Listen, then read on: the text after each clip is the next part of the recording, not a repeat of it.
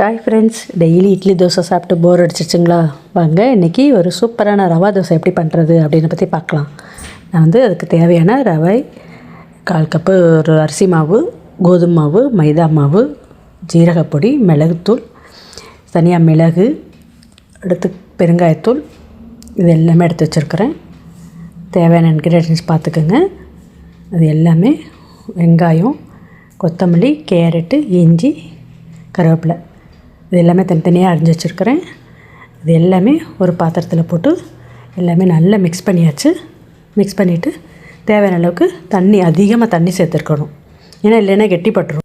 இந்த ஸ்டேஜில் நம்ம சால்ட்டு போட்டு செக் பண்ணிவிட்டு ஒரு 10 நிமிஷம் ஊற வச்சுட்டு அதுக்கப்புறம் கல் காஞ்சோன்னே எடுத்து ஊற்றினோம்னா சுவையான ரவா தோசை ரெடி. இந்த வீடியோ பிடிச்சிருந்துச்சுன்னா லைக் பண்ணுங்கள், கமெண்ட் பண்ணுங்கள், ஷேர் பண்ணுங்கள். ஓகே, பாய்.